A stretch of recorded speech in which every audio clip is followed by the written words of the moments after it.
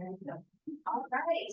Thank you so much for joining us this evening. I'm Becky Tuttle, and it is my privilege and honor to serve on Wichita City Council representing District 2. We are here this evening for the District 2 Advisory Board meeting for the City of Wichita, Monday, October 14th, 2024 at 6 p.m. Welcome, everyone. We have a pretty brief agenda today, but we'll go ahead and get started. And everybody's got a lot of fall things to do, and it's getting darker earlier. We want to get home. So we do have a new DAC member here this evening. So just what we normally do, and Teresa, is any DAC member joining us virtually? Not yet. Okay, Chris is going to potentially. If Chris isn't on, we don't have quorum, but John Bacon's on his way, and Chris said he would be here, so we'll have. So we'll go ahead and reintroduce ourselves, and we'll keep an eye on Chris and see if he's joining virtually. But your name, what neighborhood or HOA you represent, and your favorite thing about Wichita, and you can't repeat what someone else said. So I like Tyler tonight. Okay. Tyler York, representing Sierra Hills, not too far from here. And my favorite thing, I guess I'm wearing the shirt. I just ran in my first half marathon with Prairie Fire. And your time? My time was just under 2 hours, so I Awesome. did better than my goal. So I guess, yep. Good job. Good. Yes, welcome.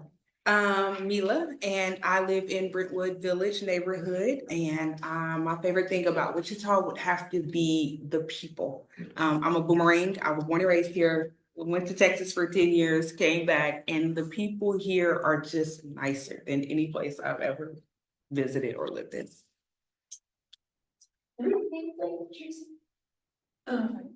So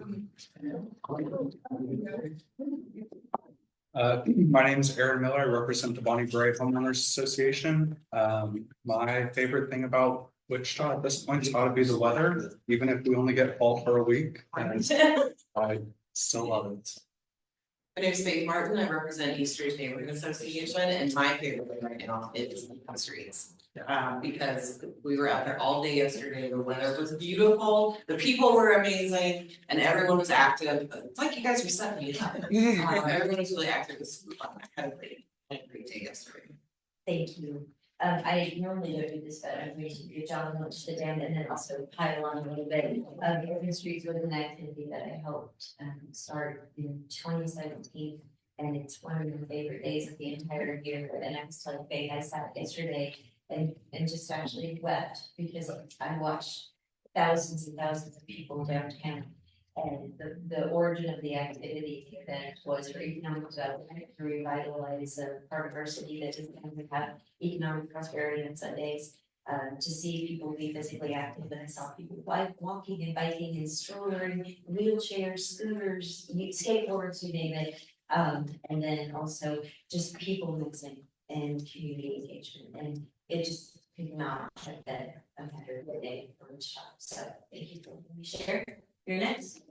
That's exactly what I was gonna say. Then you have to be me. I'm your favorite thing about Wichita. It's gonna be so. Here it is. Two strikes. The police department. The police department.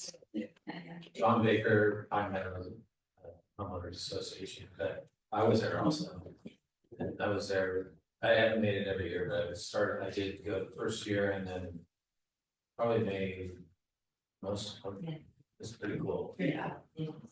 Special. Tim. Well, I've had to scramble since Aaron stole my thunder too. I'm Tim Johnson. I represent Willabed neighborhood. And probably the thing that comes to mind most right now for me is that the person is wide, diverse, and deep number of activities, civic activities, community activities. I weekend before last, I think I attended 3 all in one weekend. And I can't get enough of that. It's a really rich element here in Wichita. Is that a spot for us? And I'm Jim Brock with on the board of the Spectrum Estates HOA on 127th and Harry. My favorite thing has been taken up by 3 people to see, and but all of that combined would be flowing into work that's continuing to progress for the homeless Good job. Good job. Mr. Bruce, welcome. Hi, I'm Bruce Gass, and I got the right place and the right time, less a few minutes. Favorite thing about Wichita right now is in the construction that's going on in the north part of I-135, these iron workers can hang these huge pieces of steel like overnight on a Sunday night or a Saturday night, and no traffic is blocked during any peak times, and I just love that.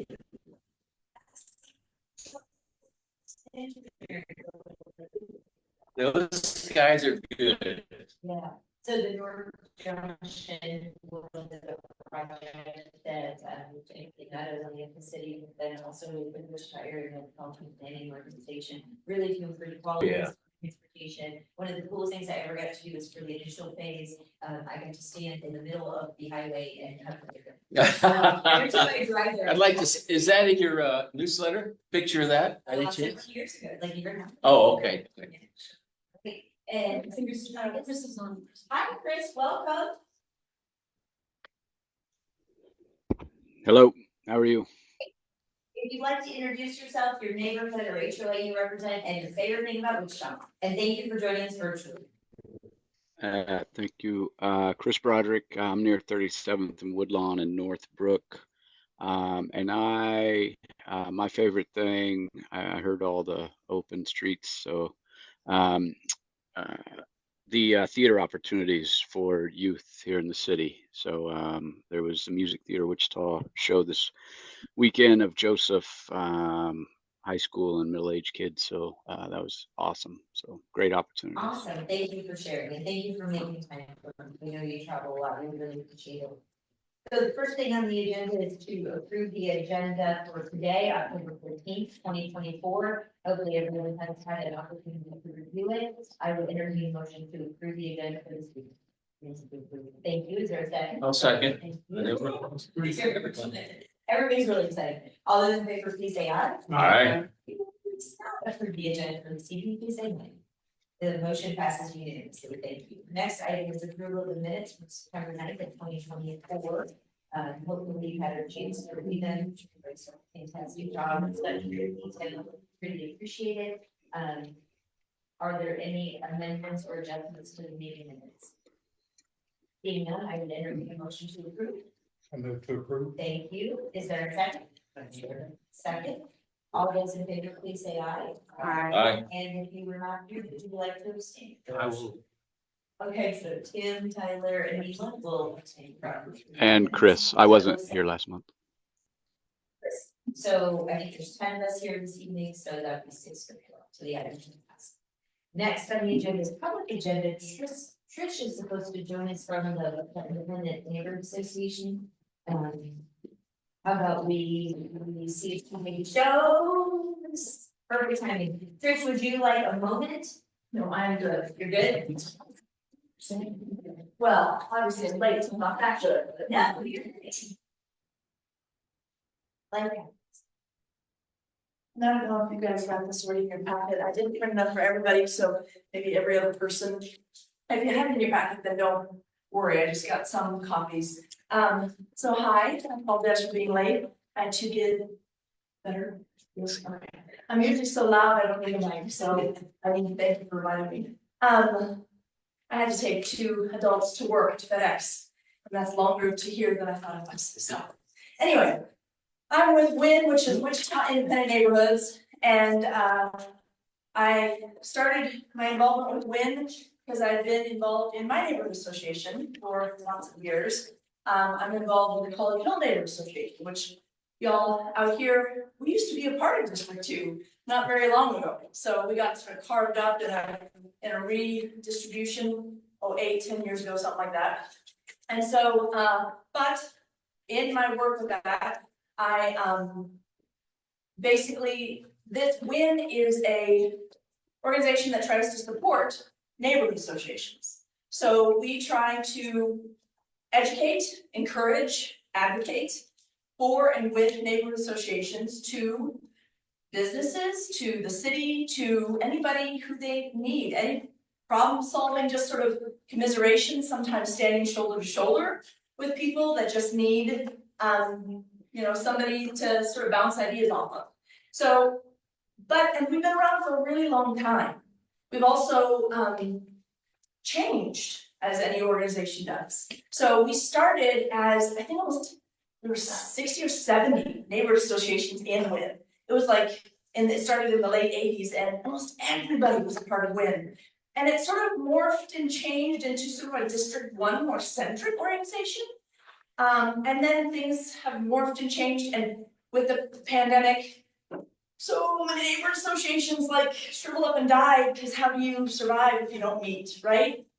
And so we've also struggled, but we are still out there, and we're still trying to do our thing, still trying to encourage people who are passionate about neighborhoods to come alongside us, go shoulder to shoulder, help us go shoulder to shoulder with neighborhoods. So some of the things that we have done is, and you can see the list here, but we're trying to work with relationships with people in the city, with people on DABs, with people, I got a call this week, by the way, if you call that phone number down there, that comes to me. But I don't know that it's coming from the WIN number, so, you just get the hello, because it's the random phone number, you don't know if it's a marketer or whatever. So anyway, but I got a call this week from a professor from KU who was looking to do some studies with neighborhoods. And she was asking questions about, does this neighborhood association have a president? It's like, I don't know, but I can ask and I'll get back to you. And so, they're just people who need to know about our neighborhood associations, and we're a great resource for that. We also are working on planning, actually tomorrow, for our whole next year's schedule and agenda, including a neighborhood university that's happening in October. I know it's coming back, but we also definitely need, please spread the word to all your neighborhood people, including HOAs, that if you are passionate about helping others engage in their neighborhood and in their very local community, come be shoulder to shoulder with us, because we need y'all. And I would love to answer any questions that y'all have. I was gonna ask for the HOA, so thank you. Yes, absolutely. Any questions for our friend Trish? I have one question. Yes, sir. Your name again, please. Oh, sorry, Trish Hileman, Hileman. Yeah, and I'm on the board of the College Hill Neighborhood Association, so if you go on their website, you can get too much information about me. And you're getting ready for your huge Halloween.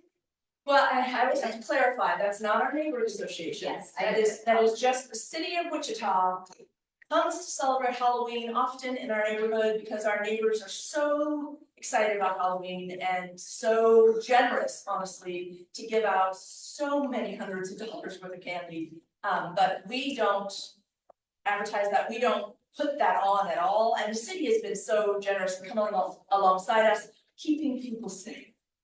Because it was getting crazy up in there and dangerous, so we're very thankful for the city's support. Thank you for the full-size candy bars. I've never seen anybody give full-size candy bars, so I think that's a rumor. That's a rumor. Nobody can afford that. Talk a little bit more about the education opportunity that's coming up for The university. The university, absolutely. So there have been, in the past, the neighborhood university has been things like how to establish a neighborhood association, how to set up a website, how to, whatever.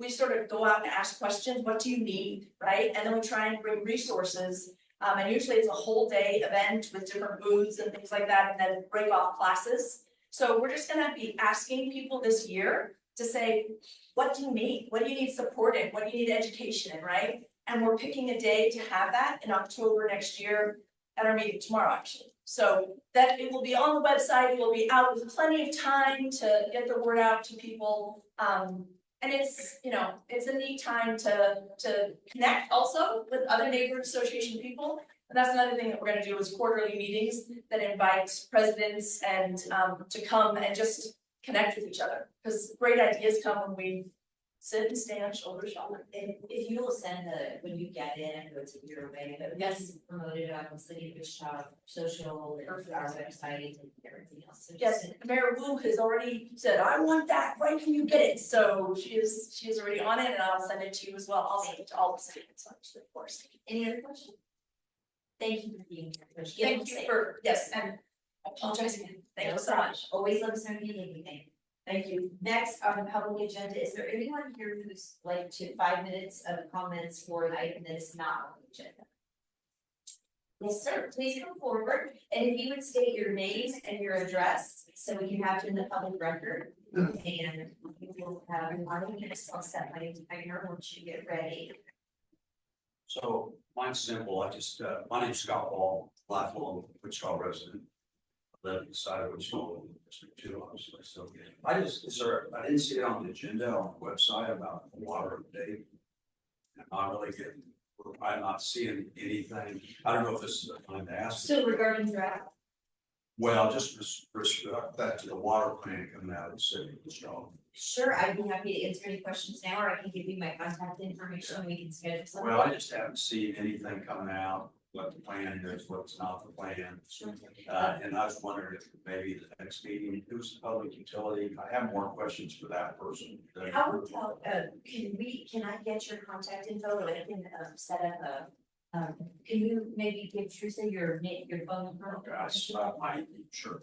And so you wanna have a meeting with the public works director? Well, I just had some general questions, I am specific. I just wanted a quick update. Would you like me to give you a Sure. quick update? Yeah, Sure. that'd be- So, and I'm actually on the steering committee, I'll so, send you Scott's contact.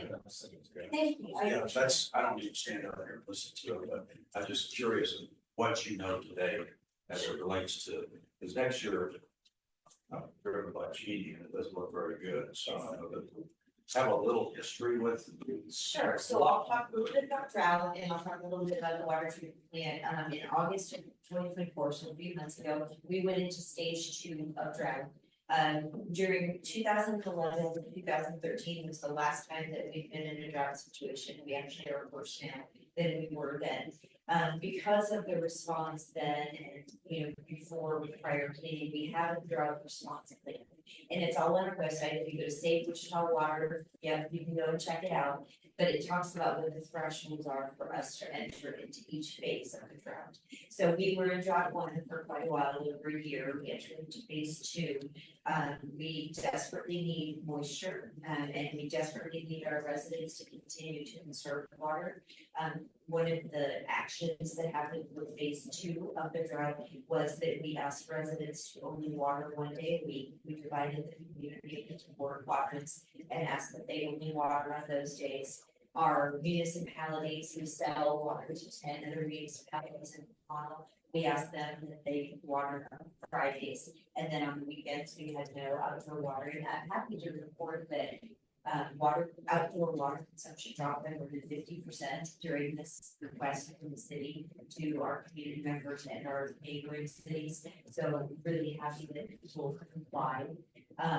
We now are monitoring and checking very carefully to see, we're happy that it's cooler, less people in the water, less outdoor water consumption, but every drop matters, so we're asking people to still conserve outside, still continue to conserve inside if you can. That's a good transition into the water treatment plant, not this Friday, but last Friday prior, we had the ribbon cutting for the water treatment plant, the Chicago water plant. The other facility is only over 85 years old, right? And it has a maximum capacity of 80 million gallons per day. Our new water treatment plant will be able to produce 120 million gallons per day. Probably the other thing that's most significant is we will be able to treat drought groundwater, which we cannot do now, so it will give us a little bit more options. The biggest challenge that we're facing right now with our Wichita water facility is finding staffing.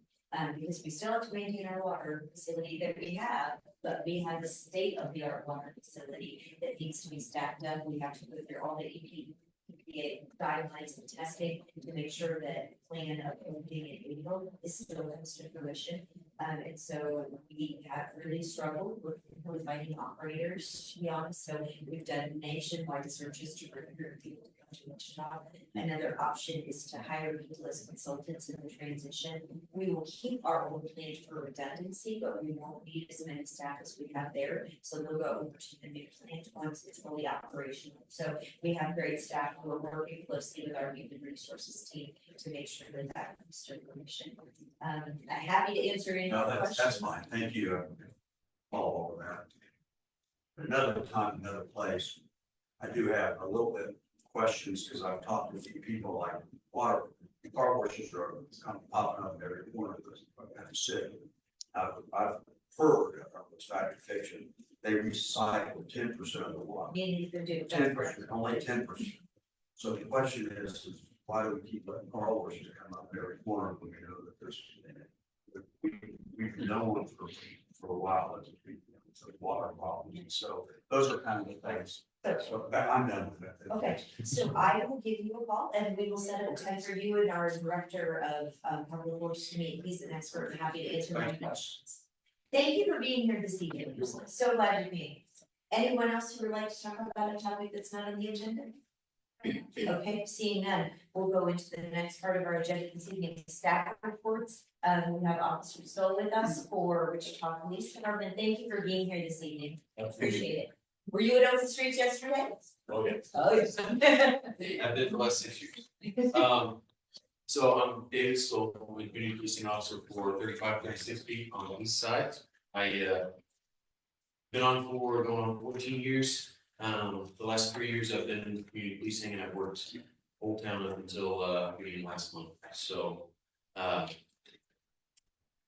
got a little bit of a report typed out for you guys, and then I'm going to give some information on our stats because I feel like there's some good numbers in there. But there's also some background context that citizens should be aware of when they're hearing the stats. And they don't worry if they don't need to. So over the last month, we've had a slight increase in DAP2's area on violent crime. However, I went through all the cases that fall under that umbrella, and there's only 2 cases where the suspect's not yet in custody. Both of those cases were isolated incidents, like DV, where it's one person having an issue with one other person. So it's not as much of a concern neighborhood wise. We've had a decrease in every type of theft in the last month, and a decrease in weapons violations. So those are obviously very good things. The reason that I don't give specific numbers, when we get this crime sheet, it's excellent. So a wonderful tool that we have. However, our month-to-month comparison isn't a good representation of what is an issue and what isn't an issue. And the reason that I say that is these stats are taken when a case is made. So, for instance, looking at auto theft, okay, on our stat sheet over here for this month, it says that we had a 26% increase. That's quarter increase. Okay. However, I can tell you that one dealership and U-Haul both reported all of their larcenies or thefts for this year, this month. Okay, so when those cases come in, we see that huge spike. That's not a good representation of what happened in September, because all those cases were made, that's been happening since January. Okay, so where I think some of these numbers wash out, I mean, another big one is that we did have a homicide last month. We had 1. The month before we had 0, so that shows 100% increase. I feel like that's a very good representation of the issue. Where that kind of washes out, where that starts to make more sense, is when we do our year-to-date stats.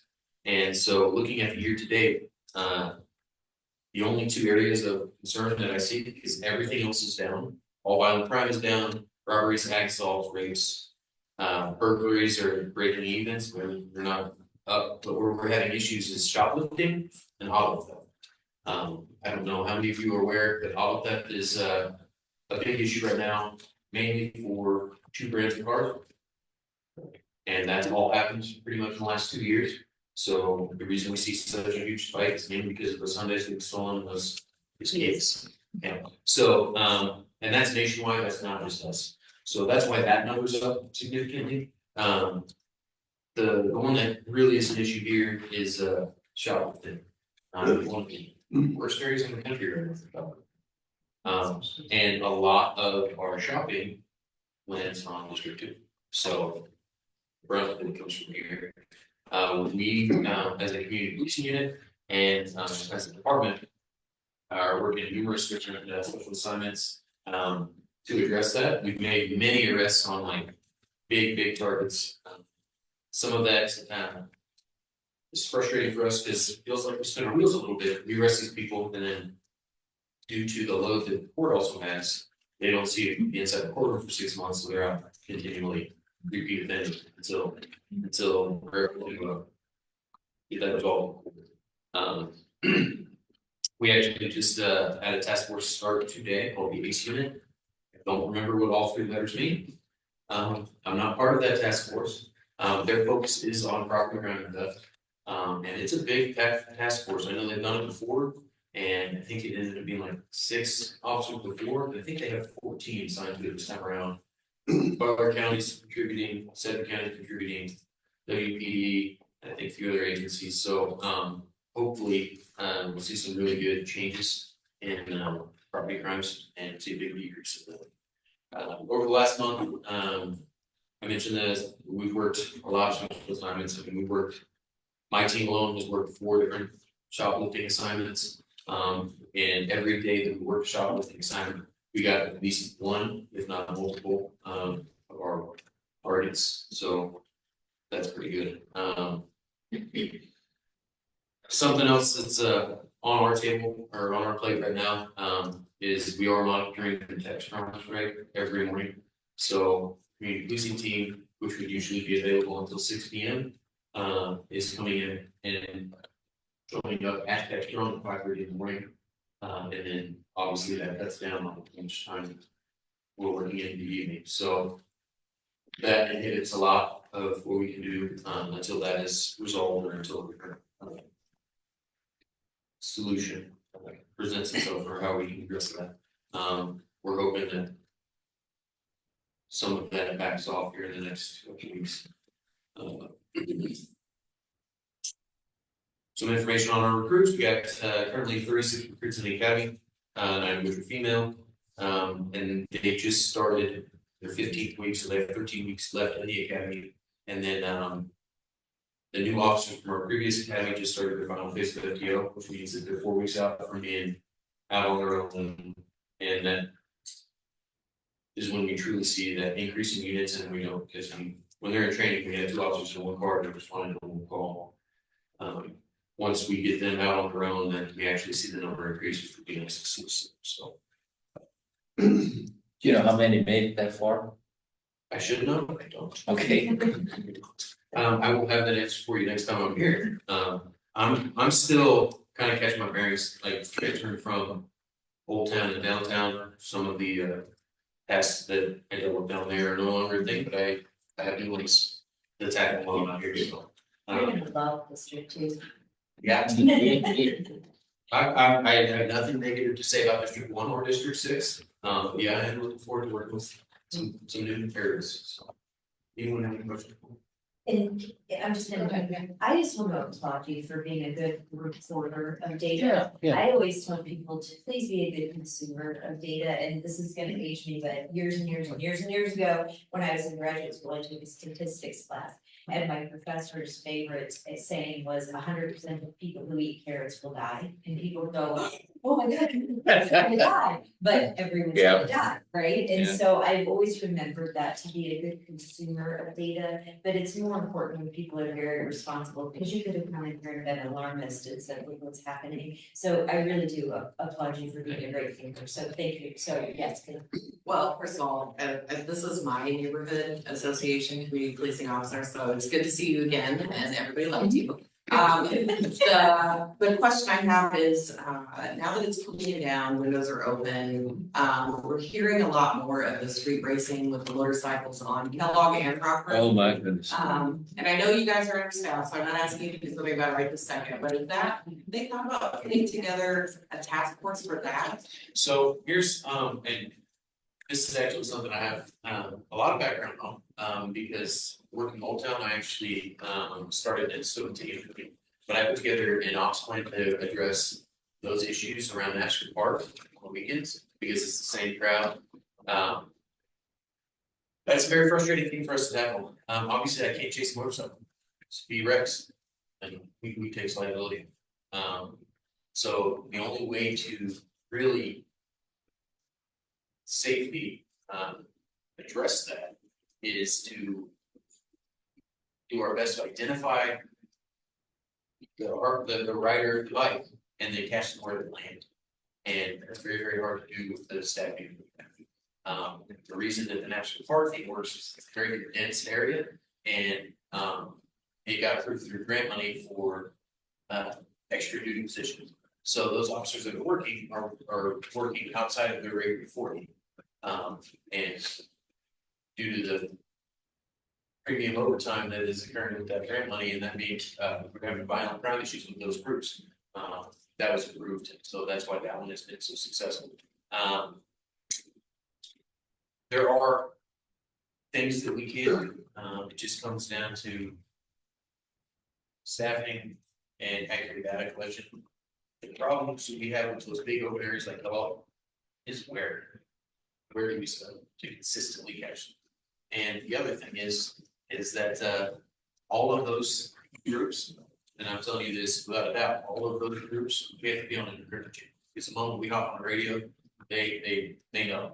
And they have spotters, they're watching for us, you know, like they avoid us like. It's very sophisticated. Yeah, it is. Oh, yeah, it's not just they hop on a bike and see you, it's very. I live very close to the College Hill neighborhood, and I can tell you the number of times that I've sat on my couch cursing because I can hear that going on. Whoa, whoa, whoa. And I understand the frustration, I feel it too, it's very, very hard to type. Can you guys use dash camera information to track somebody down? Can't use block, which. But how about in the vehicles, I personal hear what you're vehicle? saying. Yeah, Yeah, if you have one and you, if you know that somebody is a repeat offender and they're constantly doing it. Or like, let's say, hey, I know my peers, or guys are doing this, okay, and you get that information to us. Yes, but once the other issue we have with traffic infractions is I have to witness them. Okay, it's not. you not a can't show me- video thing. Well, Yeah, you can't show me a video. Really? I'll write the guy a ticket. because I've seen stuff on our highways Right, right. that, I mean, guys pumping wheelies at 70 miles an hour. And there are other cities, I mean, I've got a speeding ticket going to Phoenix before I can tell you that. And that was from a camera. And on me, I shouldn't have been speeding, but that's that kind of, we don't utilize cameras that matter here. And think that's a decision has to come from Mosul. Yeah. Yeah, because we have actually witnessed the infraction. Blame the city council for that one. And you're done. Any other questions from Dab? Or- The 36 in the academy right now, is there a graduation date and location for those so we can go ship? I don't know the location, and I don't know the exact date. I can tell you that they have 13 weeks left at started, which started Monday. Okay.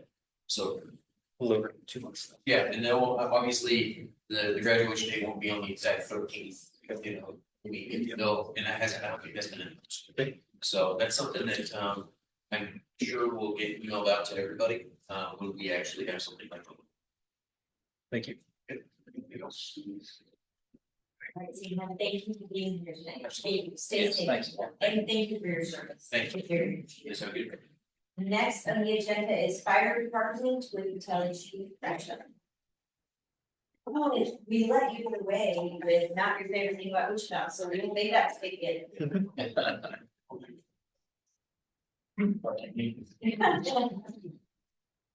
My name's Terry Gresham. I'm one of the 3 battalion chiefs. I work out of Station 9. I'm over by the VA. So our responsibility is pretty much, probably hillside on east. So That's pretty much all the stations we ended up moving to.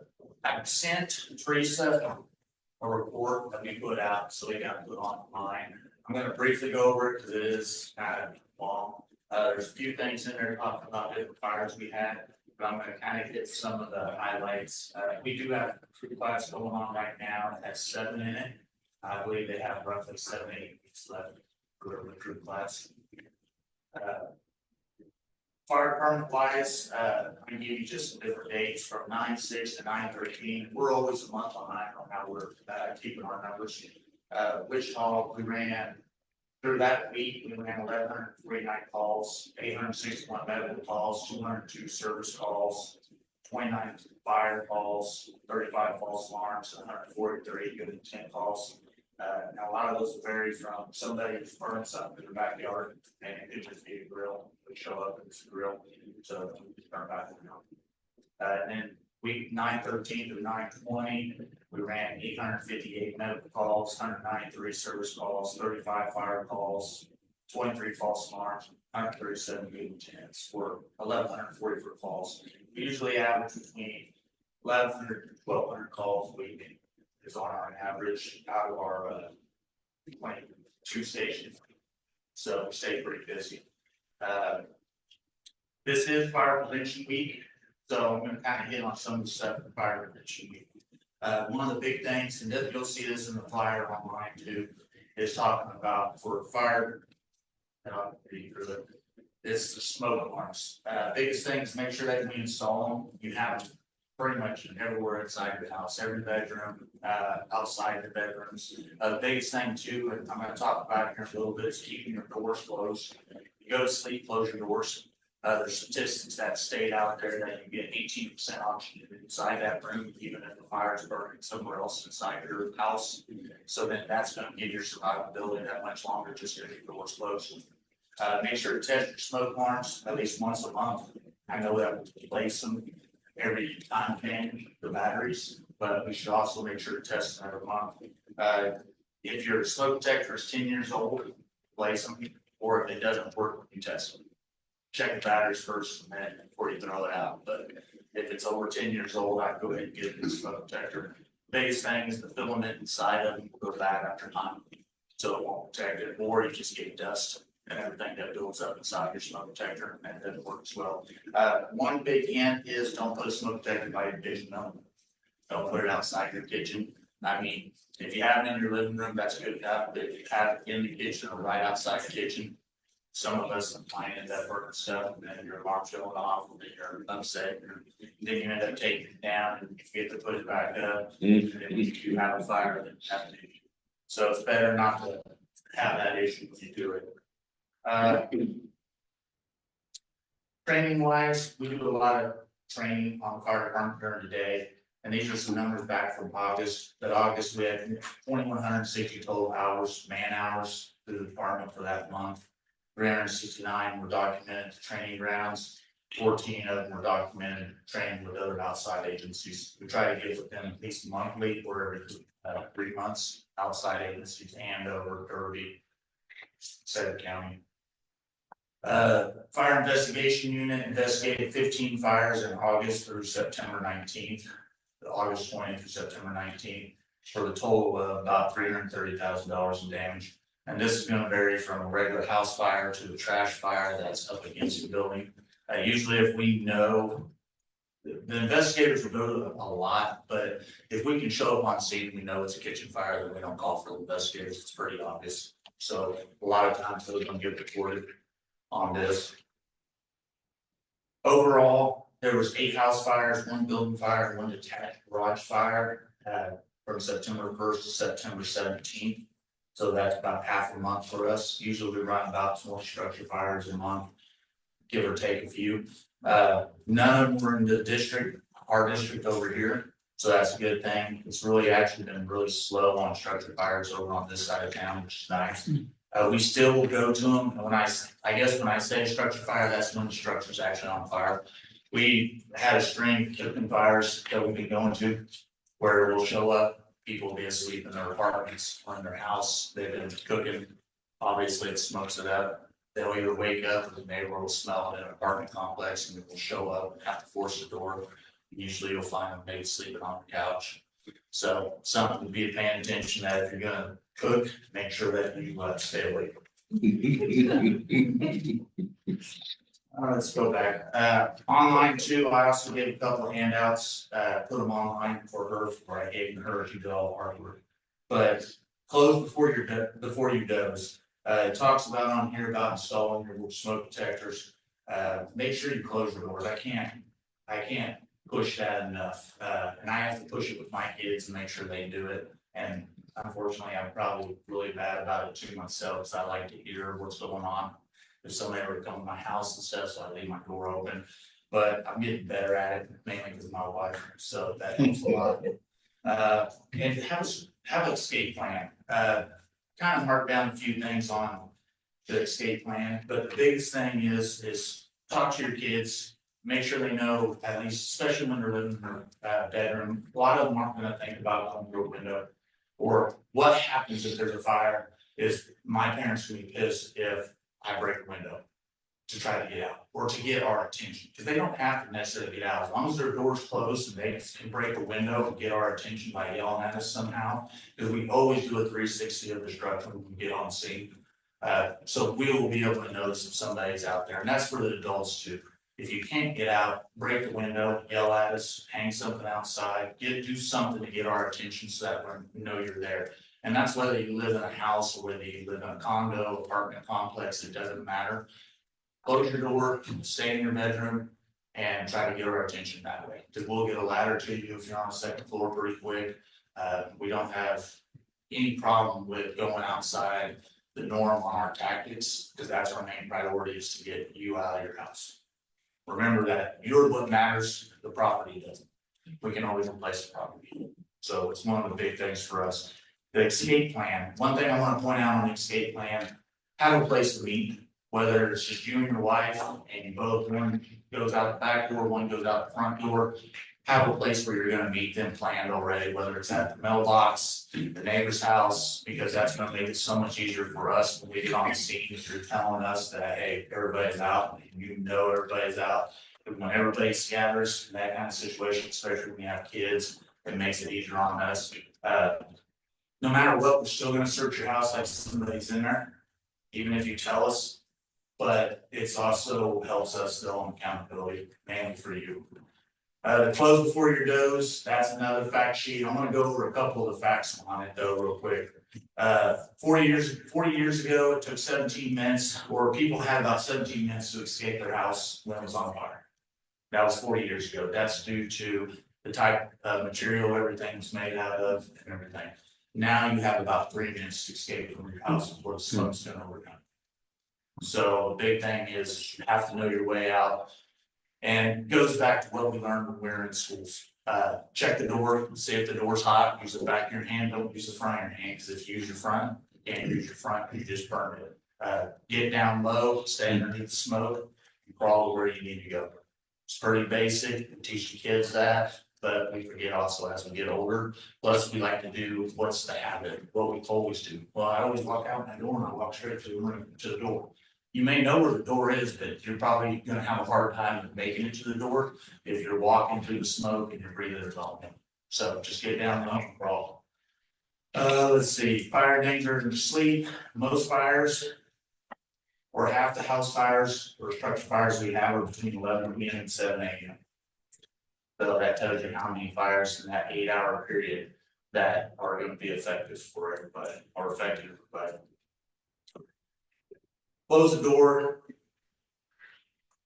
It'll slow the spread of the fire. So that's something else to think about. If you leave your house, don't leave your front door open. Close your door.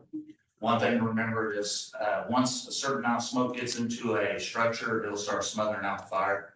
So if you're gonna still have damage to your house, but the fire's not gonna be to the big extent as if you left your front door open. Just every time you just keep feeding it oxygen, it's gonna get bigger and bigger. And the other thing I would say is make sure to check your smoke detectors. It's a big thing that definitely saves lives. And the other one would be make sure you have that escape plan. But all this stuff is online. So probably it'll be easier for you to be able to sit down and read it. That's kind of the highlights and the big things out of it. Anybody have any questions for me? Yes. Can you tell me what a good intent response is? A good intent's gonna be. Oh. It could be the ones where we're showing up because somebody may have a neighbor and they burning something in their backyard.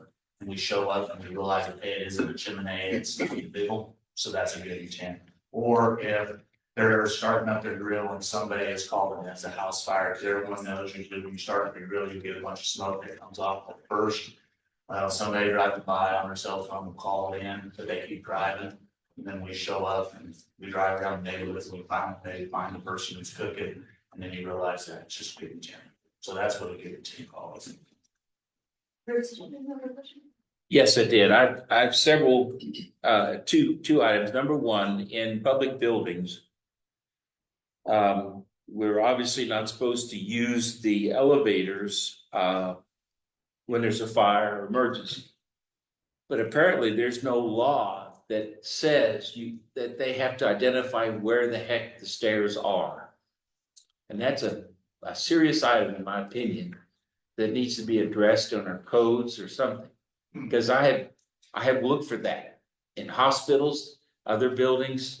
They don't necessarily, hey, stupid, the stairs are this way. Yeah, because in my Strange building, you don't know. air signs, stuff like that. My second one is more of a major item. You know, smoke kills us first before the fire, by and large.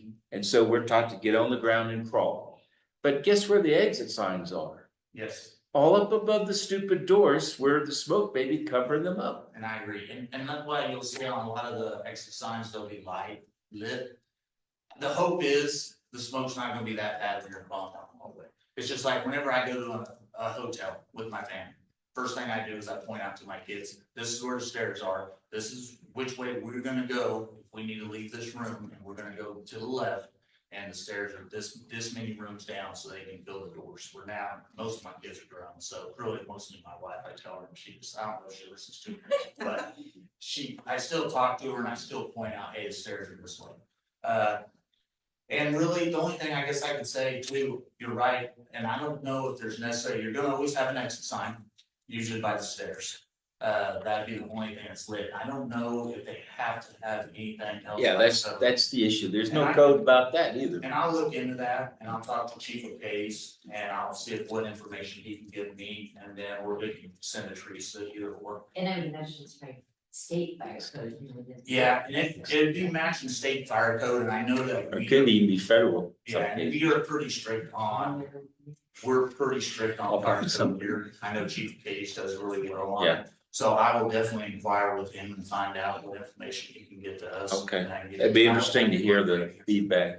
My third item is do you, as the fire department, require our Wichita city buildings to have fire drills? I don't believe so. Don't you think that might be a good idea? Yeah, I could inquire, but I don't know for sure on where that is. I can find out and see. Okay. Yeah. You got that one right, that's the city. Yeah, you would have to go through, yeah, it'd have to go through who's in charge of the buildings and everything else, and I don't. Right. Bruce, I'll check that out for you. Yeah. Okay, it just seems like a good idea ever since 9/11. City Hall's pretty big, pretty tall, for instance. Courthouses are the same. It's a good point out that I never got it. I think I'm done. I stumped you 3 times, 3 strikes and you're out. I'm just gonna mention thank you for everything. Fire Prevention last week, for Fire Prevention Week, and there were events in every one of our districts, and then we touched on kiddos. I got my blood pressure checked today, lots of cool things, so I know y'all are busy and then having that, but it was just great awareness. I really appreciate that. And then I was also gonna mention daylight savings time, making sure you check your smoke detectors. November 2nd is daylight savings time as well, so make sure you go out and get new batteries when you're buying your Halloween candy. And plan on changing your smoke detector batteries. See, I'm glad you know that. My mom always calls them still, so. There you go. That's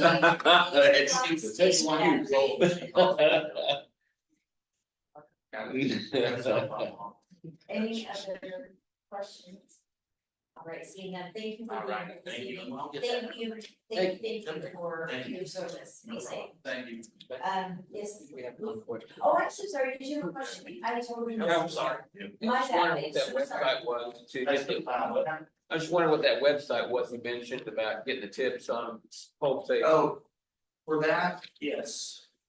It would be, it's on that, it should be in that pamphlet that's I gave her, civicounty.org/civic red. Rachel? Thank you. Thank you. You will. Park and Rec Department, they submitted a written report that'll be included in the minutes, No so problem. you get a chance to look at that. Public library is John with us. He is on, Zoom. All right, John, welcome. John Cleary with Wichita Public Libraries. Yes, good afternoon or good evening, everybody. My name is John Clary. I'm the manager of the Rockwell Branch Library serving East Wichita. We're on East 9th Street next to Edgemoor Park.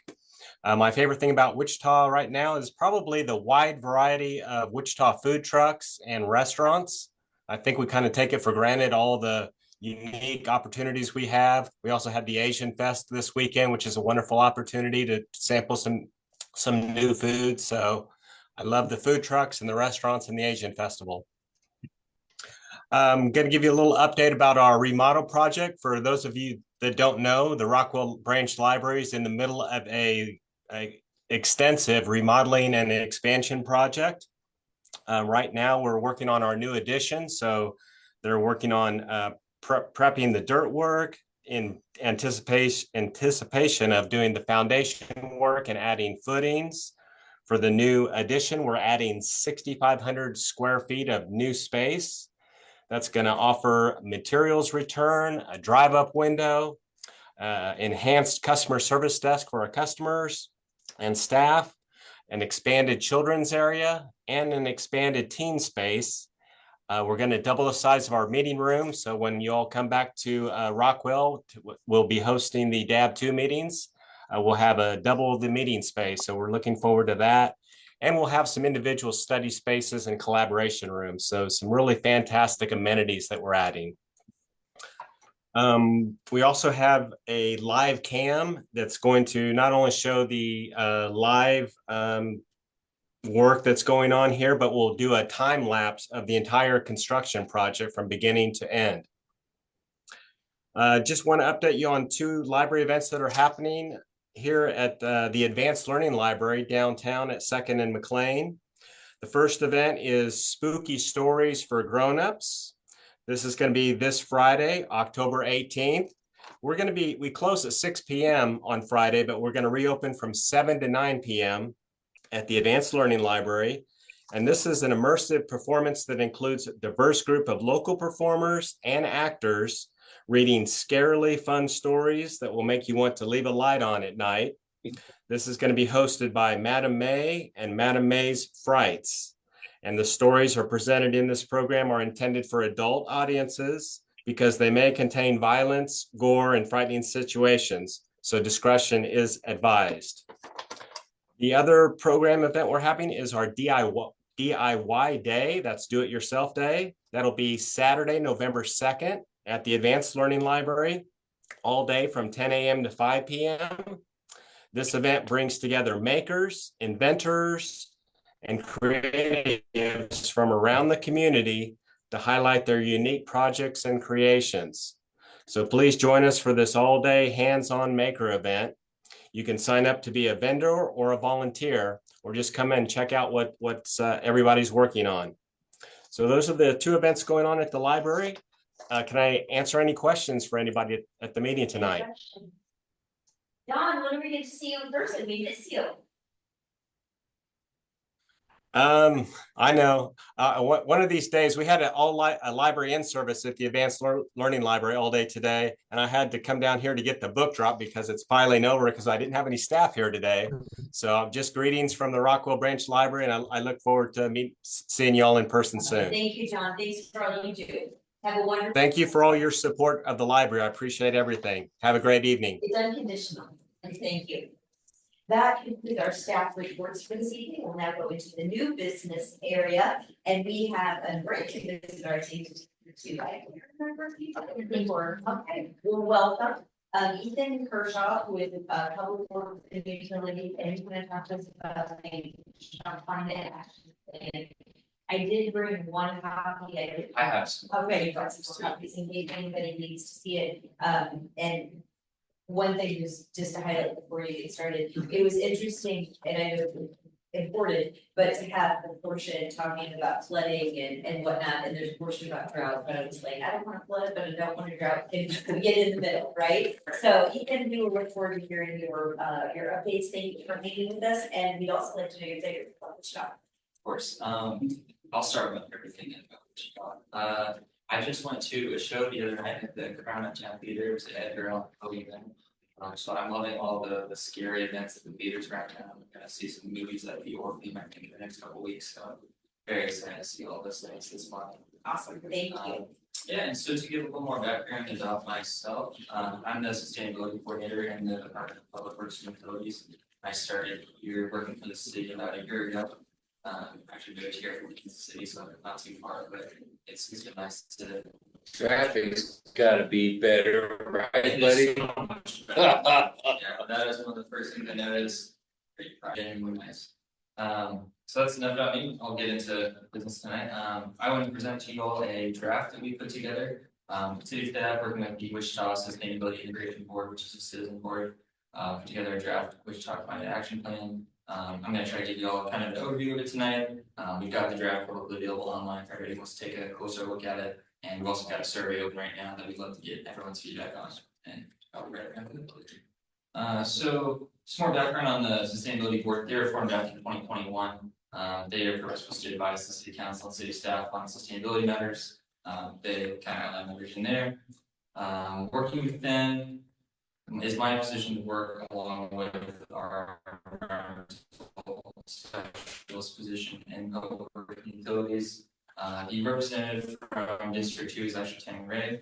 And so Tammy is the representative from District 2. We've got representatives from all the districts, one appointed by the mayor, and then for pulling also from 7 other city citizen boards, so transit advisory, bicycle pedestrian, and then there's like 5 other ones, but they all pull and they all send a representative to this board. So we've got a lot of different voices on there, a lot of opinions. And one of their overarching goals when they were created as a board was to create a plan of some kind related to sustainability. In this case, it's titled the Climate Action Plan, but they're known by a few different names in different cities. The name is really based upon how it's changed over time. It used to be everybody would call them sustainability plans. Now a lot of cities just call them climate action plans. And that's what we're going now. The actual name is still to be decided, but one name that I'm in favor of is called Adapt ICT. So we might be looking at some more specific names like that in the future. And Tammy, who's the District 2 representative, is with Evergy, right, to division and department, and so I wanted to make sure that we had someone who was also representing industry on the board, and so that was my rationale for selecting my appointee. Yeah, we have someone from Energy, and then I think we have one representative each from Black Hills and from Kansas. Yes. We ended up with one from utility companies right now. Yeah, so then going into sort of the baseline studies that provide a lot of the information that goes into the background for this plan.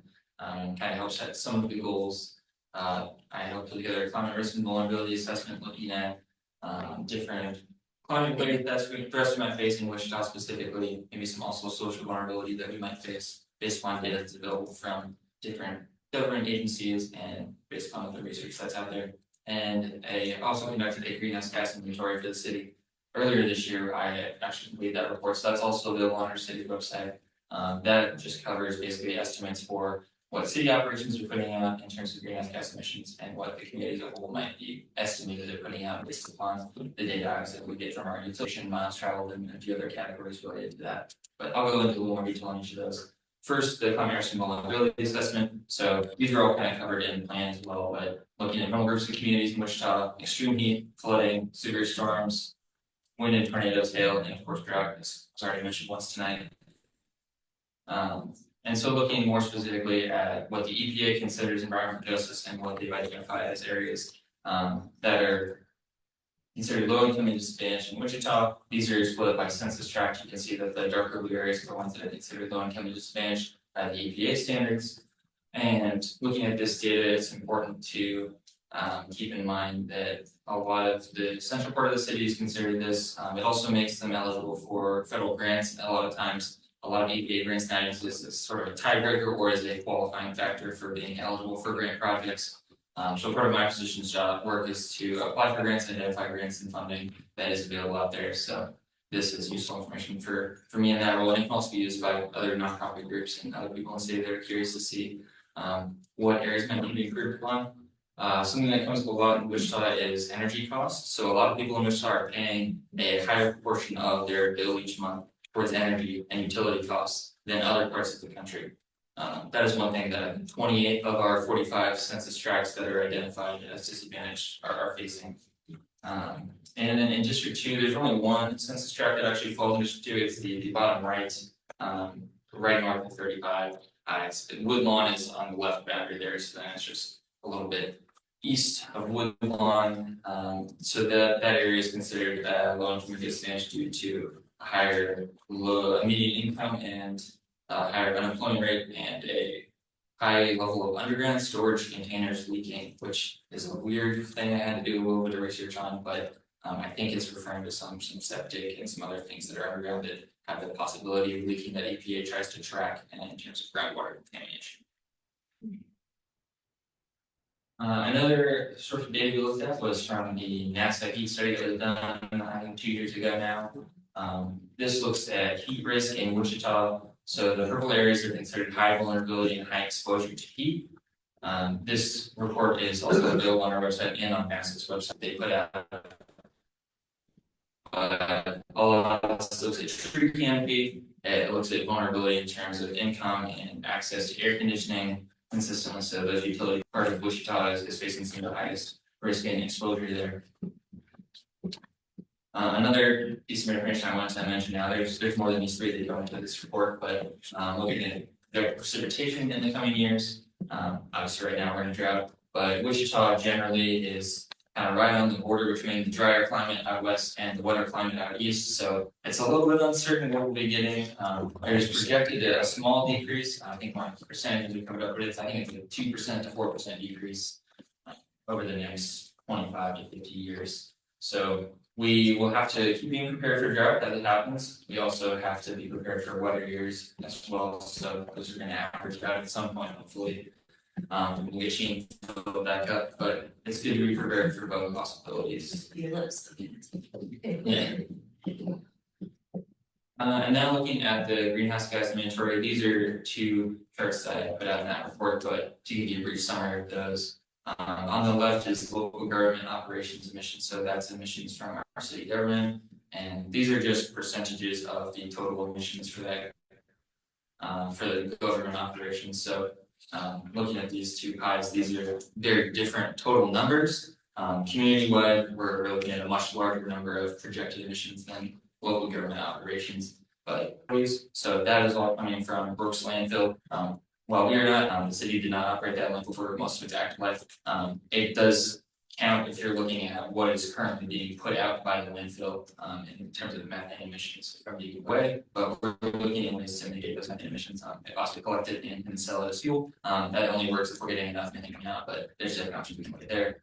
Community-wide, you can see that residential energy, commercial energy, and transportation and mobile sources are a good chunk of the total pie, and residential energy and commercial energy is just referring to the energy that buildings use. So that's electrical and natural gas usage. That's where those percentages are coming from. The full numbers are available in that report online, but that is where all that data is coming from for the most part. If you've got more specific questions, I'm happy to answer those later. But I would definitely just repeat that shows kind of all how we added up based upon the numbers I was able to access.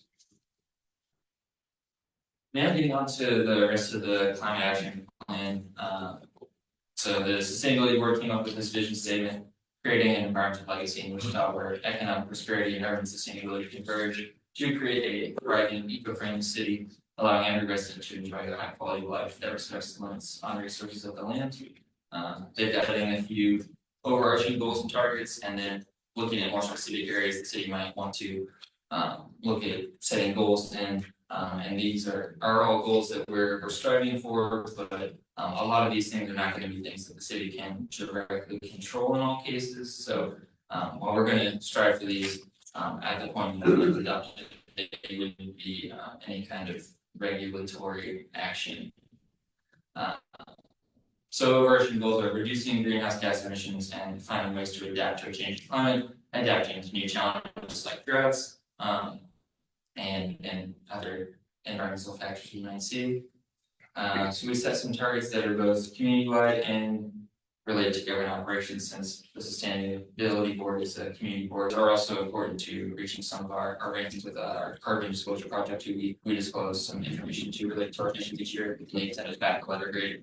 Those reports are also available on the city sustainability page. I'll link to that and to show you all this information can be found as well online. The overarching focus areas that we try to categorize these goals and actions into are buildings and homes, energy supply and distribution, natural resources, which relates to green spaces and water, transportation and land use, and waste management and production. So I'll try to give a quick overview of each one, and I'll try to leave plenty of time at the end for questions. But we set a few different goals for buildings and homes. Mostly it's all related to improvements in energy efficiency and trying to reduce our overall energy usage. Another option in that area is looking at renewable energy. Currently, the city is paying for about 95% of its electricity to be from a wind farm located in Oklahoma. So the city actually is using quite a bit of renewable energy for its government operations. The city as a whole, and kind of looking at the state as a whole, where we get that electrical data from energy, about 40% is coming from wind, and then the other parts are equal parts roughly from coal, natural gas, and other sources like nuclear. There's not very much solar energy currently in Kansas. That is something that's been a point of conversation in Sedgwick County. I know for sure that they recently changed the regulations on commercial solar. That does not affect the solar that you would be interested in putting on your homes or your businesses. They're not regulated that differently. You can still apply to do that through MABCD. But there's also going to be a lot of new rebate and tax credit programs coming out from the federal government next year, and eventually through the state government as well. They've been given a lot of federal funding that they want to get money directly out to people who are buying new appliances that are energy efficient, making other upgrades to their homes. So I'll try to get that information out to the community as well once that funding is available. We are also actually funneling some grant money right now that the city received down to provide for weather assistance through the South Central Kansas Development District. So that's going to be available to people who meet their income threshold and need some extra help getting their homes ready to weatherize. That funding is going to go to, I think, for about 20 homes in Wichita. These are pretty substantial upgrades that are required in the case that we're the bidding fund, because they're able to provide quite a few weatherization upgrades to homes generally and apartments generally, but some of those need a little more assistance before they can actually get those additional upgrades. They might need structural upgrades to the roof or other things like that. This funding is going to go directly to making those projects happen. So people that maybe couldn't access it before, but now can.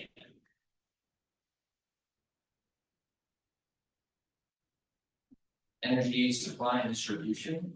So I mentioned renewable energy already. Accessible for people so that they know how to access renewable energy if they're interested in getting solar. If they're interested in things like rivers, can emphasize the city be looking at possibly at our fire stations, police stations, so that in terms of any time of emergency, there are backup power systems on site. Those kind of similar to buildings and homes, there are a lot of rebated tax credit opportunities out there from the federal government. Specifically for generation of energy. We're also be useful to not for jobs to be located in places and find ways to make supportive job training programs that relate to this. WSU Tech is a great program. And they've done some work already in different energy and energy efficiency related energy industries, but maybe we're going to find ways to expand that programs. And actually, it's for really public, so probably with everyone trees plan is to start finding operators, right? Yes. And so, if you know, go around and public works street staff, training staff, you really want to go become a sewage treatment operator. We want to go into these different things. So it's a huge need for sure. And if WSU Tech could be an assistant, that would be not just benefit which one that are entirely. All right. Good luck with that. Next focus area is natural resources. So this is related to parks. later this year, but also looking at tree canopy, that's the way questions on a lot of trees. So it's a little difficult to find information on that at times. The Forestry Service of the state of Kansas did a study on it back in 2018, so I have that percentage, which at the time was, I believe, 23% tree canopy coverage for Wichita. So we're hoping to raise it up to some. Obviously, this trees take some time to grow, so trying to find realistic goals there. Also trying to work through this drought where you're not planting trees right now, it's harassing residents as well as not planting trees. If they would take a lot of water. Did you have a question? Okay. Okay, we'll get an Yeah, update. we can go back to the slides. Thank you. Go back. Did you want to take a picture of that? I saw you looking at that. It's not like it's all the way. I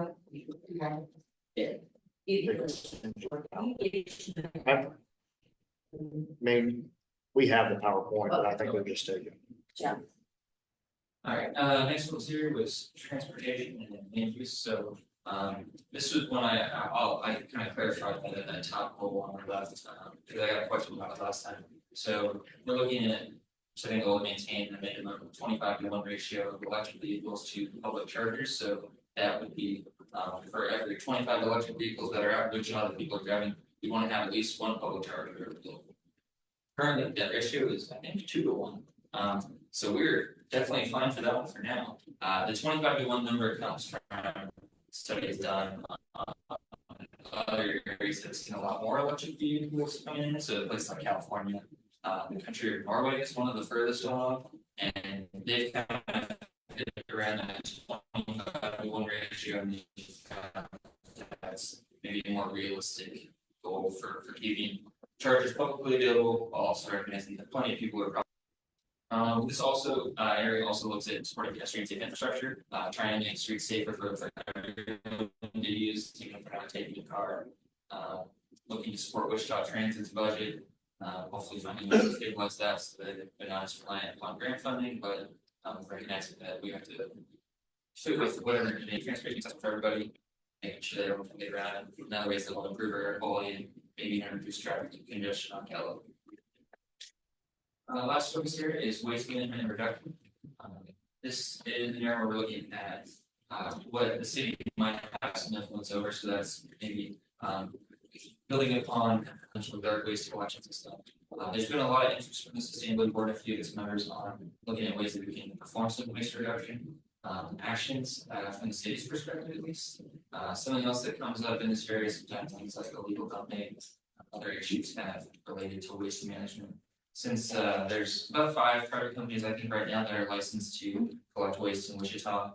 That number can change year to year as companies succeed and fail, but currently I think it's 5. And so working with them to find ways that we can maybe make recycling more accessible as well. I know not everybody has access to recycling right now. If you live in an apartment complex, you probably don't have access unless you're going directly to somewhere like Pro Kansas Recycling that'll take your recycling for free. We also wanted to look at ways that we could tie in sustainable purchasing practices or policy into city policy. So a consideration in projects, while it's not going to be a deciding factor, it could at least be something that is considered in policy, but that hasn't been written yet, so we'll see if that's something that sticks around or not. And generally just trying to prevent pollution caused by trash and help people save money on their disposal costs. Alright, before we get to some bigger resources page, which I've got a good /sustainability has a lot of information. If you go in from there to the community resource page, put together some information on tax credits, they can answer a lot of questions you might have around things such as water conservation, gardening. It's a lot of information they will provide. And some next steps. So we've got a survey currently open that's open through at least the end of the year. If we keep getting responses, we'll keep it open longer. And we have some future student meetings coming up. Next week, 6 p.m. at the Advanced Learning is the Sustainability Board's next meeting. Those are on the second floor in the boardroom there. And then we've got 2 more for the end year, and we're just at the Open Streets event this weekend. So we got the table there. Public Works was doing some actually looking for staff and get more community feedback on it. All right, this is my last slide, so we'll get questions now. But if you want to contact myself or Lisette, there's our emails, and that QR code takes you to the survey. So we'll do open questions at the district advisory board and then we can see if anybody in the community who's with us tonight has any questions, so we will Tim. Two categories. With multiple, one of us planning. Yeah, all right, you're visiting a little bit with us about transportation and greenhouse gas reduction and whatnot, and virtually this entire city is designed around the automobile. And because virtually one way to go about addressing transportation issues, greenhouse gas reduction and public health is looking at ways to work with the development community, which I know can be difficult. It's a long road home to begin to move toward complete neighborhoods. All right, so you can walk or ride a bike 10 minutes in either direction and get what you need in terms of employment centers, entertainment, food, and retail. You're still going to have destination things that are going to require transit and automobiles, but you can go a long way. And I live in one of these huge Priorities.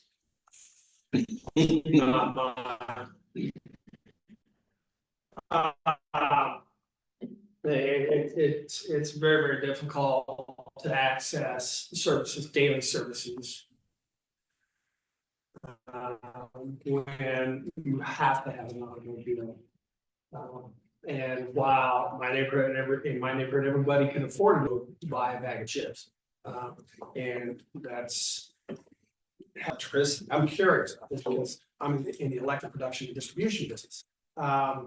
Evergy is the dominant IOU investor-owned utility in the state of Kansas. Does the city of Wichita buy its electricity from Evergy? Or is the city of Wichita buying its electricity on the SPP market from the brokers? That would be the case. So how do you go about reaching 90% renewable by 2035? When generally speaking, by the way, the wind blows at night, not during peak. From 2 p.m. to 8 p.m. at night. When you need it the most, the wind isn't really blowing at winter farms. So how do we go about doing that? Certainly solar is an option. Putting solar underneath the turbines is a nice thing, but that becomes an issue. And these are more comments, but they're sort of poses questions for you all that I deal with on a daily basis. I'm part of the Kansas Power Pool, which is 24 cities that own our own electric utilities and own our own power plants and generate our own electricity. And we're looking at ways to get to carbon neutral production. And it's really tough because of wind, sunshine. When wind blows, it's not that kind of electricity. It's not like your gas power plant. My last question, and I don't expect you to know this, but you might.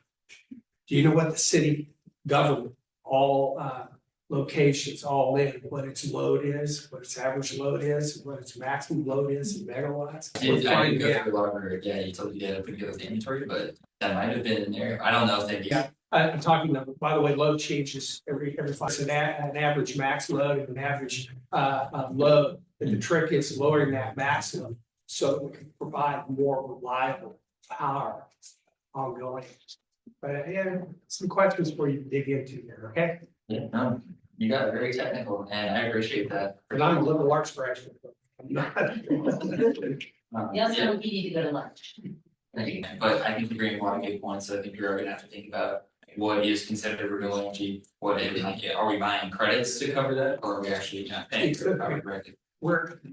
We have two terrible things going on here, a sharply steepening demand curve nationwide and local for more and more energy. A flat, sometimes declining reduction curve because we're switching from coal, in particular coal, but also some gas to renewables. Renewables can generate a lot of electricity. They can't generate it when you need it unless you got to put in batteries, which are very expensive. They double the cost of your solar, right? They double the cost of the solar. And we haven't figured all these things out, so, and then we have a grid that's collapsing as we speak. The entire national grid is caving in, so increased load, changing production, and the grid's collapsing on us. What are we gonna do? And all we know is our lights turn on when we flip the switch. It is a massive conundrum, and we're just talking about renewable energy here. We're not talking about these other things as well. There's my soapbox for tonight. You did really great. Yeah. I don't have as much technical expertise, but this weekend, I watched a full-length documentary called Hot Times in the Heartland. And the number one question that we asked the panel after the end was, how come Wichita doesn't have a plan? And so I am elated that we have something started, because Kansas City has a pretty robust, it does Salina, Kansas, River Valley, Kansas City. It's all about Kansas, so I recommend Hot Times in the Heartland. But that leads me to, is this something that's gonna be on our legislative agenda? Because some of these things are not things that Wichita can just decide to do without having the state either make or lose or create law. There's gonna have to be some changes at the state level. Do you have minutes about the legislative agenda? I mean, you don't have to. In our legislative agenda, the city in the past has traditionally had our own legislative agenda, and we have a joint legislative agenda between the chamber and the Greater Wichita Partnership. Well, it's the Greater Wichita Partnership, South Central Workforce Alliance, Center County, and the city. And so we're looking at it this year to see how we can be more strategic. So TBD. Yeah. So the Kansas Corporation Commission has a big role in that as well. Oh, I know. On the electric side. You brought up Evergy, and that was another thing, so solar storage or generation for home users, it's not great in Kansas, so that would not be something that the city of Wichita can do something about. So, And well, and here's another little FYI. Your power, and a little bit over to the Mexico, it's 13 states called Southwest Power. Doesn't matter what Evergy does that. SPP dispatches all the energy to the grid. You have to make sure you're not putting too much in at any given address, okay? Essentially blow up the system, put too much pressure in the system. So you gotta put the energy production where it's needed. SPP research and approval process to get approval from them to build a power plant or to build a wind or solar farm. We have thousands and thousands of acres in Kansas that are already in what's called to build a facility. Now that has nothing to do with the state of Kansas, with KCC, or with local zoning. Because, and local zoning could ultimately, the locality controls. I'm sorry. Residential solar also is a problem, but it's this utility grade stuff that the regulators.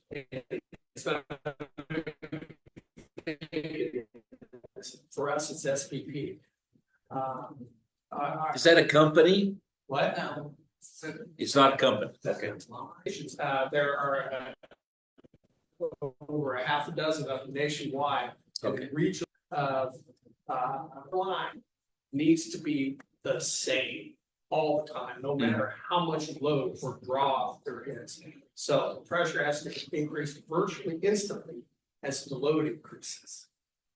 So we have this huge multi-state load balancing network, the state, KCC, and then the Southwest Power Control in terms of operating how much electricity gets dispatched where controls it all. If they were other bureaucratic, if we don't manage electricity like this, the system fails. It either blows up or it collapses. So, sorry, to bring it back to the local, which I always appreciate hearing TED Talk, but it seems to me like, I think I don't understand some of you are driving for green spaces. Green spaces, okay. That one I believe is supposed to be walking, so I think currently we would have most everybody within 15 minutes driving up a green space in the park. I think I can access probably 5 or 6. But in this presentation, it needs 15 minutes walking. I would have to check for city, so I'd have to check what they were going off of. Okay. And then Canopy, and we actually talked about this during that panel for that documentary. It's like, how are we gonna handle more canopy when we're in a drought? And actually, the point of that was, it's about adaptation. At this point, we're past the tipping point, we're like half a degree away from being able to change anything for temperature wise for climate change. So how do we adapt? So I like the adapt ICT idea. It's really, it's gonna be about how do we adapt to this? It's gonna be rain, but there's also gonna be a lot of heat and the drought is not maybe potentially gonna go away. So how do we handle green spaces and canopy in a drought? Is that something that we're, as part of this? Briefly so far. Okay. I would love to see more added to it. Okay, and then public chargers, you said we are 2 to 1 for that, are those? That's for the state. I can't Okay. actually Wichita specific yet. It's really hard to get data on this general. And then are those level 1 chargers? I imagine they're not single chargers. So there are some level 3 in Wichita, there's some level 2, and there's some level 1. I have to look, I don't remember. how Okay, many. I'm just curious what you have in one, is that like smattering of all the different types of charging? Yes, yeah, I Okay. didn't have a specific level. Okay. And the lending organization, we were required to create, to develop a task force, and then as part of our federal fund, where level 1, 2, and 3 chargers were, and then do assessments of if we got money from the feds, from the Federal Highway Administration, or the Kansas Department of Commerce. So for example, we want the level center, we just did a direct that was to 2 months, or from that time congregated, so that was when people based on charge, where the locations are, Waymo has them. Okay, yeah, so know where the list of suggested locations was at within that? 'Cause it's Yeah. very- So if you get, like I said, I'll connect you with the Waymo staff, it's all on the website, but we can, whatever way is easier, that is finding this and get it, but that's just part of the requirement for us for other money that we get, that we also have to do that. I apologize, I didn't write the slide number down, but we talked about single-use plastics. That's, I mean, are responsible for the number of certain single-use plastics that are plastic. So I mean, is this coming from the point of view of what could you to limit single use? Or Sure, so if you need control of the slides.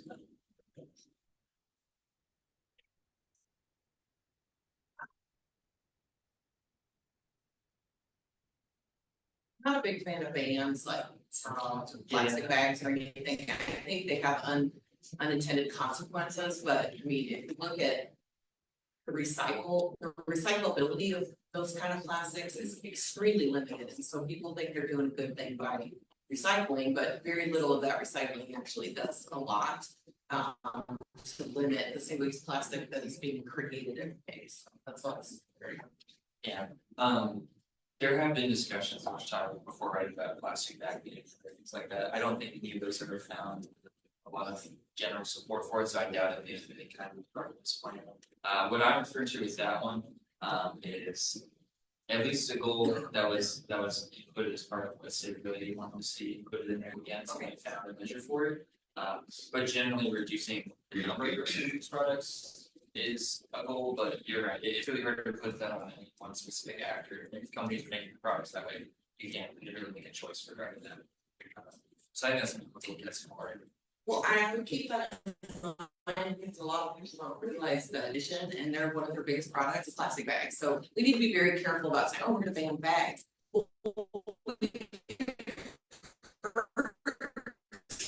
It can hurt an employer or this area. So I think we just need to be careful about how we look at that. And different task forces, reading, and full vision then, and so I requested that someone from Envision be on the task force, just so they can have a voice.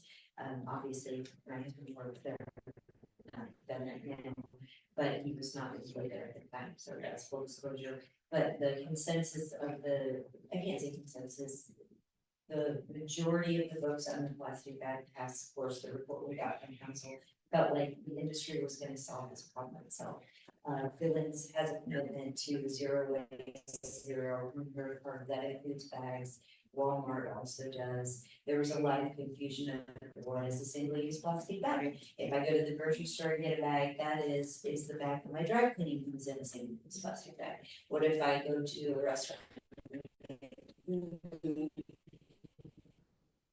It's gonna be so, the majority of the task force decided to let industry kind of monitor and then also watch state. Thank you. I want to add, this may be out of your purview, but, and forgive my ignorance, do we own Cheney? Who does? Who's responsible for Cheney? We have water rights to Cheney. We do, the reason we have the entire, correct me if I'm wrong, but the reason we have the entire Cheney Red Garden water rights. Because we also provide water to the 10 municipalities and McConnell. And so there's a Kansas Water Authority, and they're ones that determine water rate, water authority. And I presented therefore talking about our water advantage into some of the issues that have involved with the drought prevention. In the 50 years I've lived here, I've never heard a word about dredging or improving the capacity of Cheney to mitigate some of this. And I'd be happy to have Gary with Public Works, our Public Works Director, kind of talk. A lot of people right now are talking about dredging Cheney, but our Public Works team would say that the amount, the cost doesn't, there's a cost benefit of it, even when it's this low, would not result. What we need is more water into Cheney. We're not going to get more water out of Cheney, even. No, that was a good answer. That was a question that's come up a lot about dredging, especially right now when it is slow, but I think it's several $1 million would go into that and would not have very much storage for that cost. Same Because as the water's, the problem is water in, not that we're. There were two Cheneys. The South Fork was also to have a reservoir built on it back in the 50s and 60s. Thank you. Is public or community education within scope of the plan or within the board? Yes, it is definitely in scope with the board and I don't know what they're trying to do, but public education, I think is gonna be a key part of seeing any kind of progress towards these goals. So I think that the importance of that and just thinking of the drought in general, before we entered stage 2, it was run your irrigation system. If you're okay with the cost, like no one's really gonna say anything, or even to perspective, it is a lot of wasted water. And just seeing the 50% reduction after phase 2 is not in play, how much of that community education, how far will that go in terms of everything within the plan? May I address that? People say that we didn't bring enough awareness until we actually got into phase 2. We were in phase 1 for about a year prior. We were banging our head again. Oh, we had the Save Wichita Water website, it was a social media push. It wasn't until we actually did the restriction that people started to understand what the issue was, but our communications team, our public works team, really during the entire phase 1 drought was working really hard to get the information out. And I don't think people understood the magnitude of the issue until we did an actual, yes. That's better, thank you. Until we did the actual restriction, but we got to that point. So, yeah, it's really hard to get messages out there in the community when there's so many competing messages and oftentimes the teller's prices, people don't really understand it. One of the things that I have committed to, and I'm working with public, the Wichita Area Metropolitan Planning Department, is I betcha in 2013, 2 weeks after the drought, no talk about drought again, right? Out of sight, out of mind. And so now, while we're in the middle of this situation, what can we change internally? Can we start thinking about not planting fescue and going towards Buffalo and burning the grasses? Can we, when we pass planning cases and it has community, we've seen it here every time we do a zoning case, right? There's screening walls. Does that make city staff, but also the private sector? Landscapers, people who mow lawns, because they're being impacted by that, and that is very troublesome for me. And then also people who said to build homes and then plan to open city staff are literally changing this issue and getting really good response from the private sector. They want to be the partners. Any other question on that? No question. Yes, sir. If you can go to the podium and state your name. Well, I just have questions for him. Yep, if you Okay. can state your name and your address, that would be great. No problem. And then put Ethan right back on the hot seat for answers. Street between off of Pawnee, between Rock and Webb, the address is 8838 East Denver Circle. Thank you. So I have a question. So how does the United States emission compare to other countries? So where are we on the list emission wise when like, I think it's on slide 12. Basically making it 15 minutes to the blue areas, green areas. And then it talks about the resilient and smart growth and transit oriented development, which usually at 15 minutes, a Kansan or an American being boxed in. And I'm afraid that under the climate action plan, that law, so get rid of your car, you're strictly EV or you're biking, or this is the part of the city you have to stay in because of the whole idea of the 15-minute city. So I just, if there's anything you have to say to that, I'd like to hear what you have to say. This is me. Okay, first question was about national missions. I didn't include any information on that in this week, we're focused on Wichita, but I believe the last data I saw for, I think you're getting a total emissions would put us third, I think behind China and India. If you're getting a per capita emissions, it changes the list of a bit, and China falls down a bit, we're up there with Canada, I think, are some of the higher ones, but we're usually talking was getting at a few different things, but I'll go to the 15-minute cities part of it, I think, because that seemed to be something I've heard more than once now, I think. There's no intent with this to box anyone in or anything right now. I'd like to provide options for people to make these choices.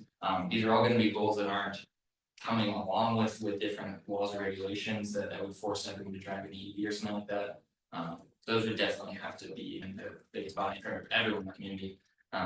The idea of a 15-minute city, I think, is one that's been talked about in a few different areas, but someone else talked about it already about complete neighborhoods. As a comment, right? It's a very similar idea of making sure that everyone can have access to different and important resources. So we've done studies on food deserts here in Wichita as well, so making sure that everybody can access places like grocery stores, schools, without having to own a car if they can't afford to, or if they choose not to, they would a reasonable amount of time from everything. There's no. I would never want to see anyone boxed in and forced to only stay within 15 minutes, which I think is part of what the concern around the there's no intent, I can say pretty to track people to some kind of box with that. So to go back, you said everybody has an option, correct? If I wanted to go buy an EV vehicle, I have that option. If I want to go solar on my house, I have that option. If I want to go solar or wind, I have that option. If I don't have access to car, pretty much everybody has access to a phone. You can call a friend and say, hey, can you take me to the store, or can you take me to the garden? And there's a lot of community gardens for stuff that's already there. Why do you plan for stuff that's already there? I would say that this is an important effort to make to show sustainable choices and finding ways that we can reduce our environmental impact and improve lots of things in our lives as well. It's not like we have a perfect city by any means. Access to water, access to things like grocery stores, like I mentioned, food deserts. There's areas we can improve on, and that's what I like to think this plan kind of highlights some of those areas we can look to improve on. And also, it's also meant to be educational so that not everyone knows about all those opportunities right now for making those different choices.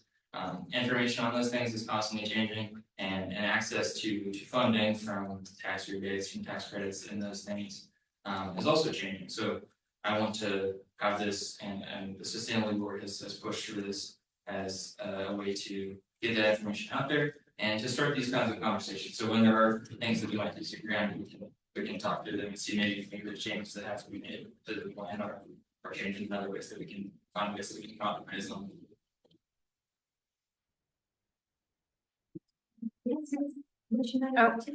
Just stating your name and your address to the record. That's 61 North Cedar Crest Drive. I've already did this.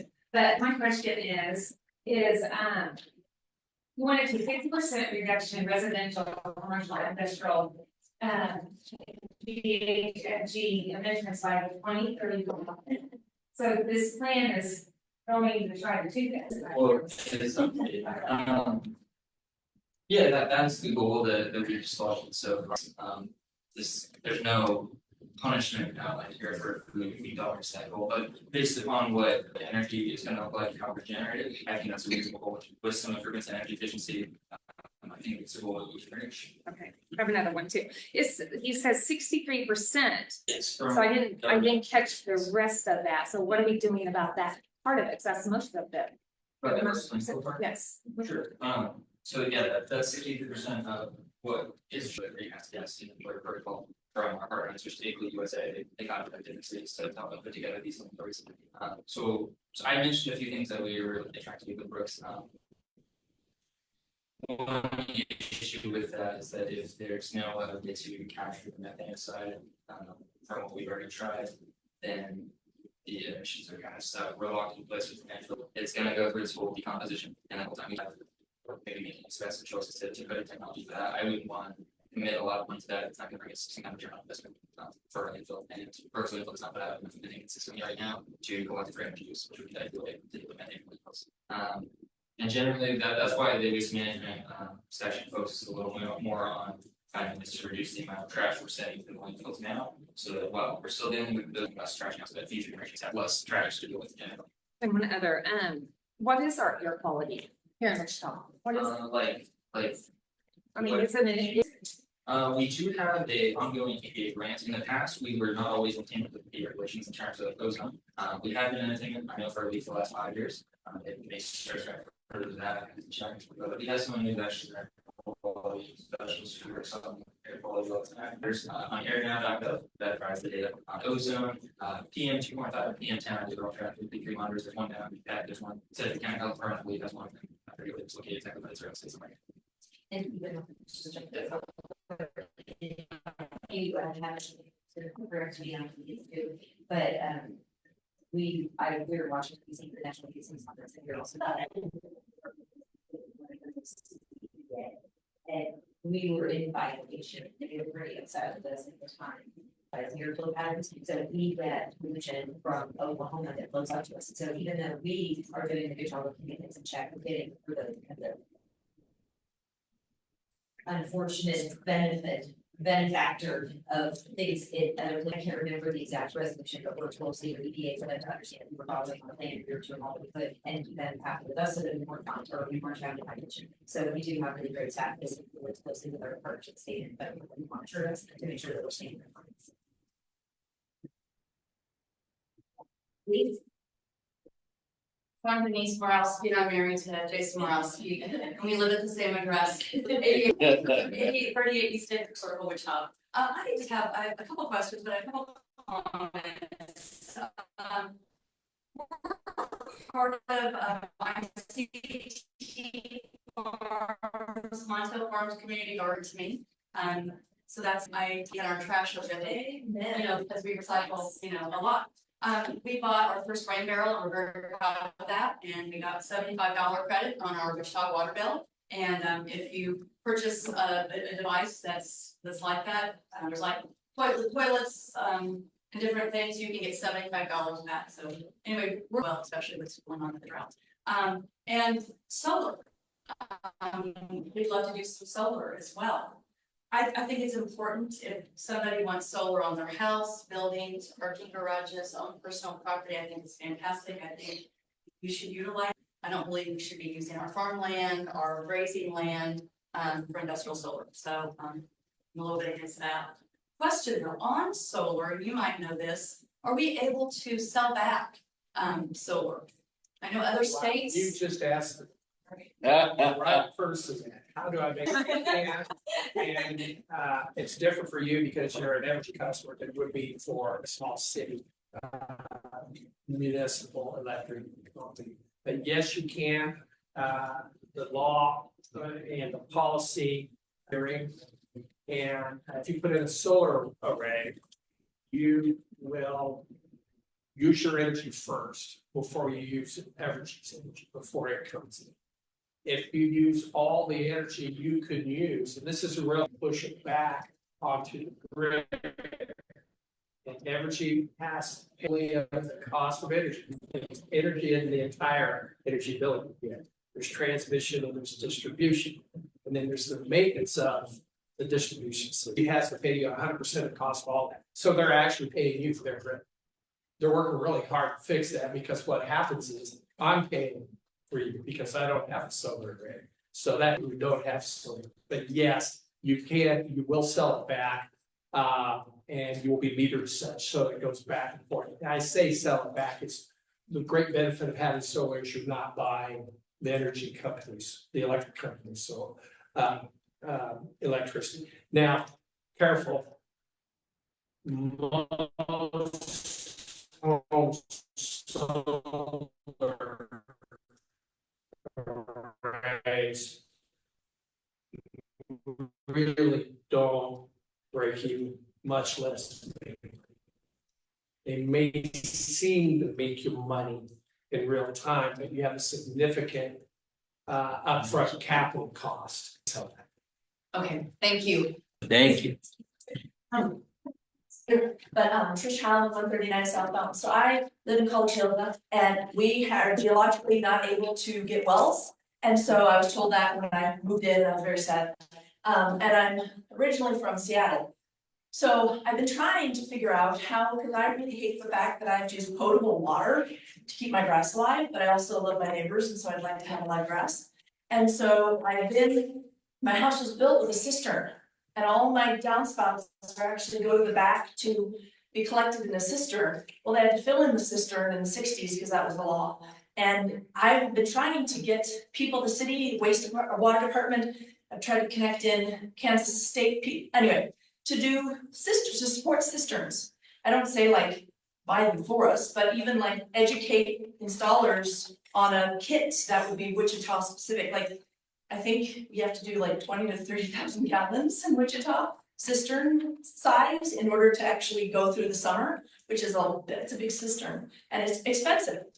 But anyway, so what I was wondering, just that would make a huge difference in water usage. One house would be able to save, 40 to 100,000 gallons in a season. That's a huge savings just in one house. And it seems like there's a good cost that I've never been able to get anybody to bite. To like support taking notes. Well, to support the education of it, because I mean, for me, there's no company in Wichita that puts these things in. There's none. I've asked. And so it feels like the city could like do the research because Texas does it, other places do cisterns and do it a lot. But if the city did some of the research and like figuring out how it's doable, then they, even maybe bulk purchasing kits and then selling the kits, don't subsidize. I'm not saying do it for free. I'm saying I could save myself money over 20 years if I had a cistern, but I need help because I can't put it all together myself. And I'll just make a comment too, and I've said this for really, you talked about, we kind of all just realized in August, but I've been saying this for over a year, telling people who water their yard every day. And I had one woman who said, you mean I can't water my yard 2 times a day? I'm like, no, you should not be watering your yard 2 times a day. And your root system of your grass actually becomes stronger when you don't water, which means that it has to go and seek water. And as I'm driving around, I'm very cognizant of the grass. I think everybody assumed that during this watering restriction, everything would just go away. My yard still looks pretty good. So hopefully this will create a pattern, but I say right now while we're in drought and everybody's kind of thinking about this and trying to be conscientious, or I hope they are, most people are, let's look at all options and see what options are on the table. So I saw Ethan writing, so hopefully we'll take that back to the committee as well. Yeah, I'd like to add to that, it might be easier, or another angle on the cistern might be to see what the development community might be interested in doing. Because, our developers say they put in 2, 3, 4, 500 lot developments at a time. What if that was an option? And that's where, again, my neighborhood was developed with cisterns. And what if the city said, hey, new developers, you can integrate this into your plan? There's just so many options, but we need some support because me, myself, and I just can't, I can't build it myself, I'm not crafty. And so I need somebody to, you know, sort of say, here's the kit, Trish, you can put it in your hat. Anyway, and like I said, the home builders were trying to be strategic, but gonna be doing some presentation later this month to a group of them, and they're very receptive. They want to be a part of the solution. There's even fence sections that are actual cisterns. Like you can have a fence and it holds water, you know, I mean, there's some really cool options out there, but. Thank you. Any other questions? I did have one, okay. I'm a big genie lake here, I'm a sailor, so I'm upset about my lake. But I heard that they can't dredge because it's so toxic, they have nowhere to take the toxic waste, is that true? That's pretty true of any lake that you want to go and dredge. The city of Augusta owns 2 reservoirs that are sucked in. And the greatest cost isn't digging the gunk out of the bottom of the reservoir, it's where you put that gunk. That is true. It is.